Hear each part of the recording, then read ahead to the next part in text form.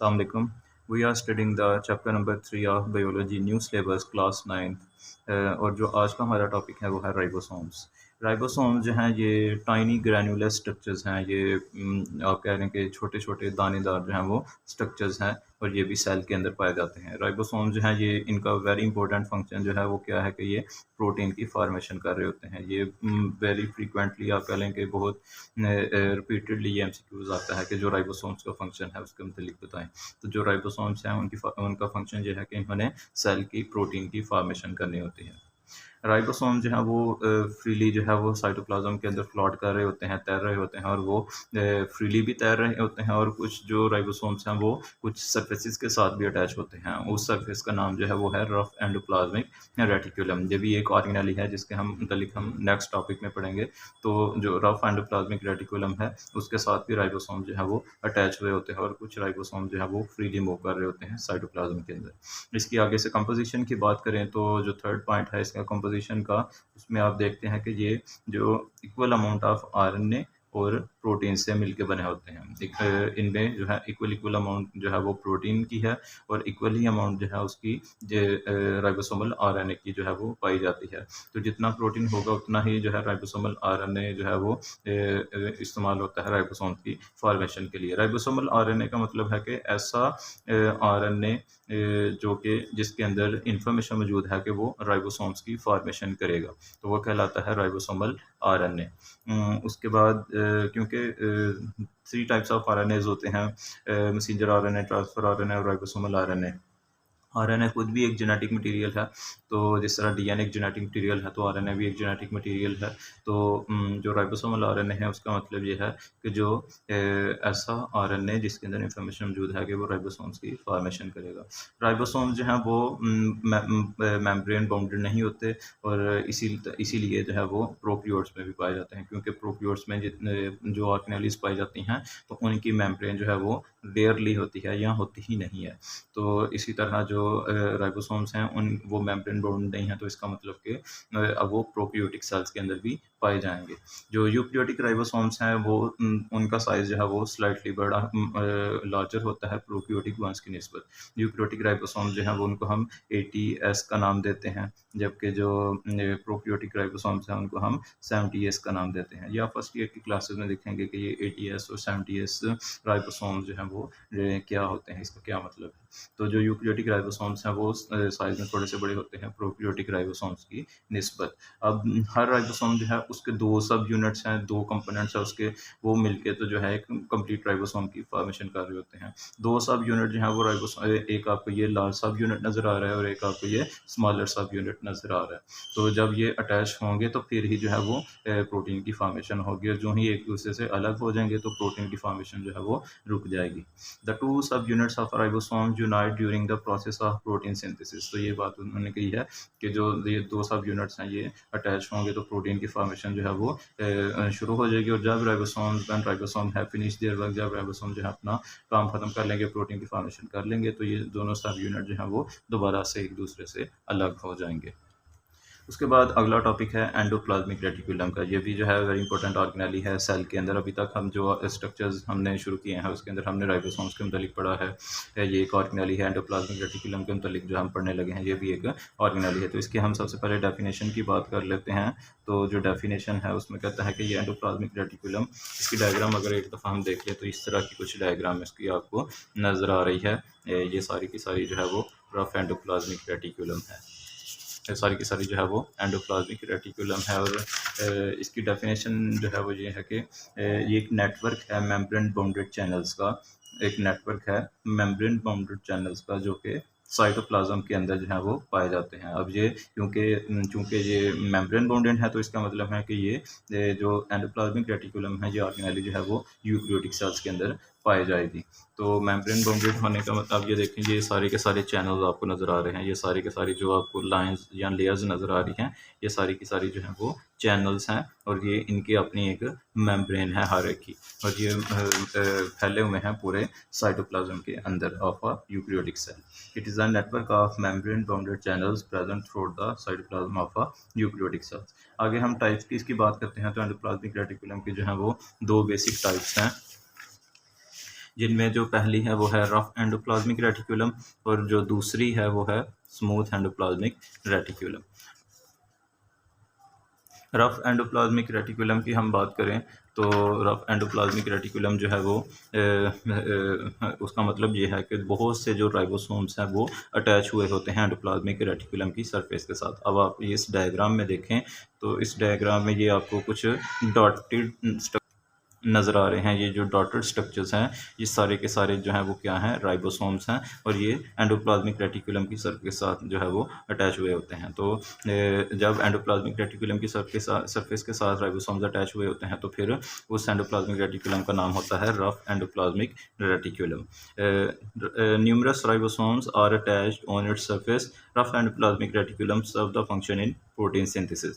तो चूंकि राइबोसोम जो है वो प्रोटीन की फॉर्मेशन करते हैं तो इसलिए जो है वो रफ एंडोप्लाज्मिक का जो रेटिकुलम का ओवरऑल फंक्शन ये है कि वो प्रोटीन की फॉर्मेशन करेगा, प्रोटीन जो है वो बनाएगा। उसके बाद जो है वो दूसरी जो एंडोप्लाज्मिक रेटिकुलम की टाइप है वो है smooth endoplasmic reticulum. Smooth endoplasmic reticulum का मतलब ये है कि ये जो आपको नज़र आ रहा है, ये वाला ऑरेंज कलर का जो स्ट्रक्चर नज़र आ रहा है, ये सारे का सारा जो है वो स्मूथ एंडोप्लाज्मिक रेटिकुलम है। अब स्मूथ एंडोप्लाज्मिक रेटिकुलम जो है वो उसको स्मूथ क्यों कह रहे हैं, क्योंकि इसके साथ राइबोसोम्स अटैच नहीं है, इसका जो सरफेस है वो बिल्कुल स्मूथ है, इसलिए इसको हम जो है वो स्मूथ एंडोप्लाज्मिक रेटिकुलम का नाम देते हैं। इट लैक्स राइबोसोम, इसके अंदर राइबोसोम्स नहीं होते। इट इज़ इन, अब इसका जो फंक्शन क्या है, it is involved in the lipid metabolism and in the transport of materials from one part of the cell to the other। तो इसका जो फंक्शन जो है कि इसने लिपिड्स की जो फैट्स की जो है वो ब्रेक डाउन करनी है और उनको जो है वो स्मॉल साइज पार्टिकल में कन्वर्ट करने के बाद उनकी ट्रांसपोर्टेशन करनी होती है सेल के एक पार्ट से दूसरे पार्ट में। इसके अलावा जो है it also detoxifies the harmful chemicals that have entered the cell. तो जो स्मूथ एंडोप्लाज्मिक रेटिकुलम है वो बहुत सी जो हार्मफुल जो केमिकल्स हैं, मटेरियल्स हैं जो सेल के लिए बेनिफिशियल नहीं हैं, उनको डिटॉक्सिफाई करता है, उनके असर को ज़ाइल करता है, उन्हें सेल से रिमूव कर देता है। इसका नेक्स्ट फंक्शन जो है कि मसल सेल्स के अंदर जो है वो स्मूथ एंडोप्लाज्मिक रेटिकुलम जो है वो कंट्रैक्शन प्रोसेस में जो है वो इन्वॉल्व होता है। जो मसल्स की कंट्रैक्शन होनी है उसके अंदर जो है वो स्मूथ एंडोप्लाज्मिक रेटिकुलम का भी किरदार है। तो इसके बहुत इंपॉर्टेंट फंक्शंस हैं कि जो है वो लिपिड की जो है वो ब्रेक डाउन कर रहा है और साथ साथ ब्रेक डाउन के बाद उसके जो आफ्टर जो सिंपलर फॉर्म ऑफ मटेरियल है उसको ट्रांसफ़र कर रहा है सेल के एक पार्ट से दूसरे में, और बहुत से जो हार्मफुल केमिकल सेल में एंटर हो जाते हैं उनकी डिटॉक्सिफिकेशन करता है, उनके इफ़ेक्ट को जो है वो ज़ाइल कर देता है, रिमूव कर देता है सेल से। इसके अलावा जो मसल सेल्स हैं उनके अंदर जो स्मूथ एंडोप्लाज्मिक रेटिकुलम है वो कंट्रैक्शन का प्रोसेस जो है वो भी चला रहा होता है। उसके बाद नेक्स्ट टॉपिक है गोल्जी अपरेटस का। ये भी बड़ा इंपॉर्टेंट टॉपिक है। ये एक ऑर्गेनेली है, सेल के अंदर ये भी पाई जाती है ऑर्गेनेली, जिसको हम कहते हैं Golgi apparatus.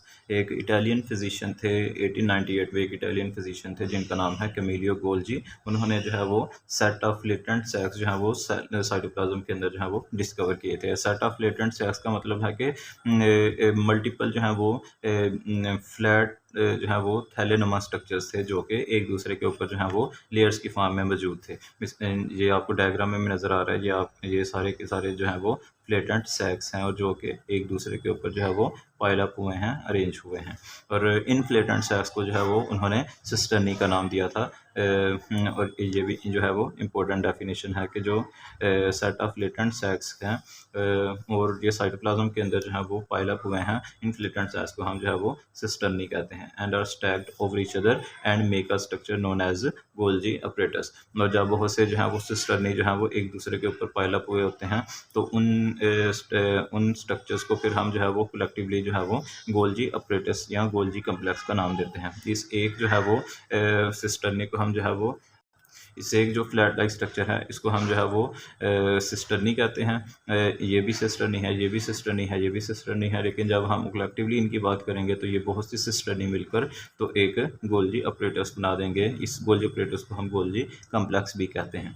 It is found both in the plants and the animal cells. और ये इसकी जो ये प्लांट सेल्स में भी पाया जाता है और एनिमल सेल्स में भी पाया जाता है। इसका जो मेन फंक्शन क्या है, अब ये मॉडिफाई से इसका फंक्शन शुरू हो रहा है। इसका फंक्शन ये है कि ये जो जितना प्रोटीन अभी हमने पिछले टॉपिक में देखा कि जो रफ एंडोप्लाज्मिक की सरफेस के ऊपर बन के आ रहा था, उस प्रोटीन को अब क्या करेगा, पैकेजिंग करेगा। अब देखें, जब हमने किसी भी मटेरियल को, हमने अपने किसी सामान को हमने एक शहर से दूसरे में बेचना हो तो हम पार्सल के ज़रिए पैकिंग प्रॉपर करके तो उसकी जो है वो ट्रांसफ़र करते हैं, ताकि उसको कोई डैमेज ना हो और वो अपनी डेस्टिनेशन, अपनी मंजिल तक जो है वो पहुंच जाए।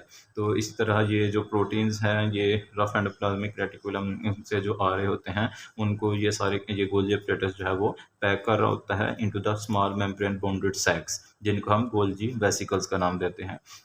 गोल्जी वेसिकल्स का मतलब है कि वो जो प्रोटीन होगा उसके इर्द गिर्द जो है एक मेम्ब्रेन, एक कवरिंग बन जाएगी, और वो क्या करेंगी कि वो प्रोटीन को जो है वो पैक कर देंगी। The sacs are kept in cell और are transported to the exterior in the form of secretion। तो वो जब उनकी प्रोटीन की पैकेजिंग कर ली जाएगी गोल्जी वेसिकल्स की सूरत में, तो उनको या तो सेल के अंदर ही रख लिया जाएगा या उनको सेल मेम्ब्रेन से गुजार के, जिस तरह ये आपको स्ट्रक्चर नज़र आ रहा है, तो सेल मेम्ब्रेन से उनको गुजार के सेल से बाहर दूसरे ऑर्गेनाइज तक पहुंचा दिया जाएगा, जहां पर भी वो उस प्रोटीन की ज़रूरत होगी, या एक सेल से दूसरे सेल में उनको पहुंचा दिया जाएगा।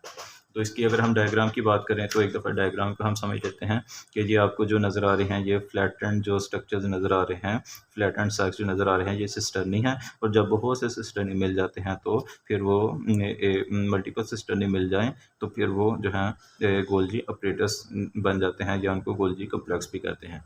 अब ये आपको स्ट्रक्चर्स कुछ नज़र आ रहे हैं, वेसिकल्स जो कि रफ एंडोप्लाज्मिक रेटिकुलम से जो है वो नज़र जो है वो आ रहे हैं, और वो एंटर हुए हैं गोल्जी अपरेटस के अंदर।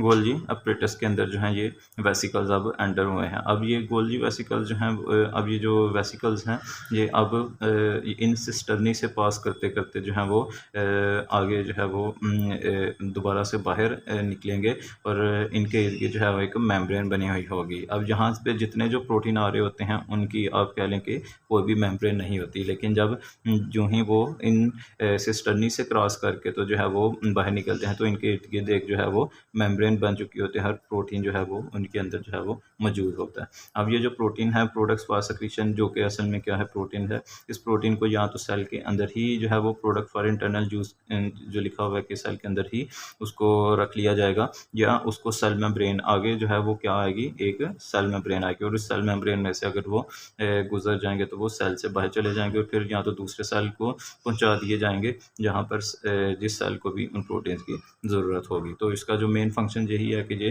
गोल्जी अपरेटस जो है वो प्रोटीन्स की पैकेजिंग करता है और इनको सेफली ट्रांसपोर्ट कर रहा होता है विद इन द सेल, एक ऑर्गेनेली से दूसरी ऑर्गेनेली में, या cell to cell.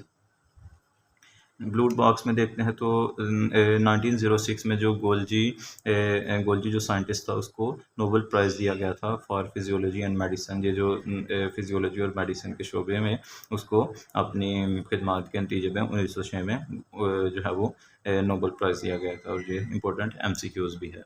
Thank you.